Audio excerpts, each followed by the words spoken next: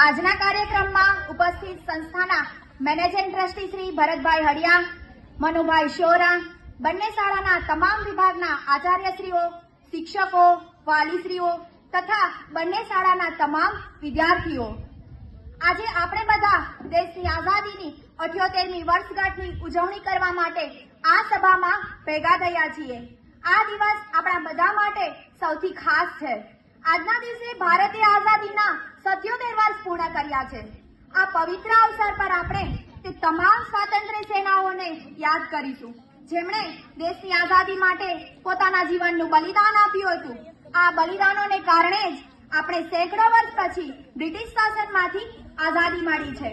India શું આ એક ડિક્શનરીનો શબ્દ માત્ર છે અને વર્લ્ડ મેપમાં દોરેલો એક ખાલી ત્રિકોણાકાર ભૂમિનો ટુકડો છે? જો એવું હોત તો ઇન્ડિયા, ભારત, હિન્દુસ્તાન સાંભળતાની સાથે જ આપણી છાતી ગર્વથી કેમ ફૂલાઈ જાય? અચાનક જ આપણે આપણી જાતને કેમ સ્પેશિયલ ફીલ કરીએ? આ ત્રિકોણાકાર ભૂમિના ટુકડા પર આપણે જન્મ લીધો છે.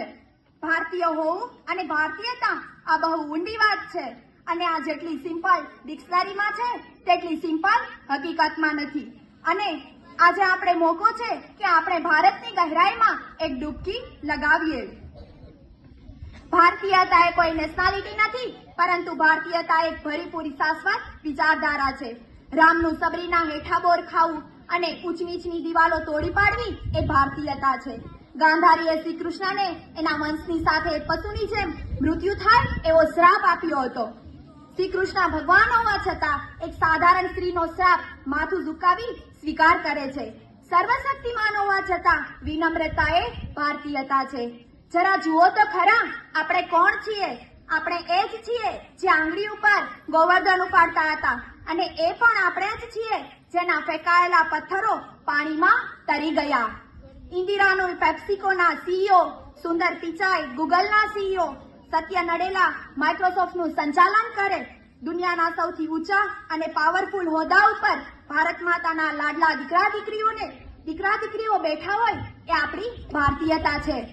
સરહદ પર કોઈ માનો દીકરો શહીદ થાય અને તિરંગામાં લપેટાય એનું સબ ઘરે આવે તે ખોલતા પહેલા માં એના બીજા દીકરાનો સામાન બાંધવાની તૈયારી કરે અને કહે, એક શહીદની માં કહેવાવા કરતા બે શહીદની માં તરીકે દુનિયા મને ઓળખે એમાં મારું ગૌરવ છે.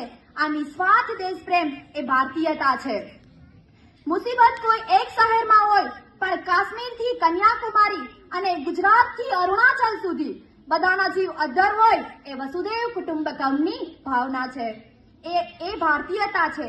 અમને મારતા પણ આવડે અને બચાવતા પણ આવડે. આપણે દુશ્મનો માટે ટેન્કો અને મિસાઇલો બનાવ્યા, પણ જ્યારે આખી દુનિયા મહામારીમાં હતી આપણે જ આખી દુનિયાને વેક્સિન આપ્યા.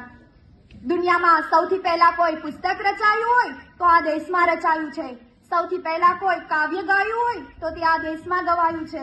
અને જ્યાં કળા, સભ્યતા, સંસ્કૃતિ અને વિજ્ઞાને જન્મ લીધો હોય તો એ પણ આ દેશમાં લીધો છે. દોસ્તો માટે સ્વાગતમ ગીત છીએ અને દુશ્મનો માટે મુંહતોડ જવાબ આપીએ છીએ.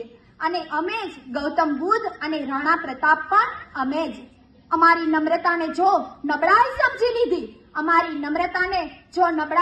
લીધી તો વાંસળી વગાડનાર જ્યારે આંગળી પર સુદર્શન ઉઠાવશે તો તમે ક્યાં જશો?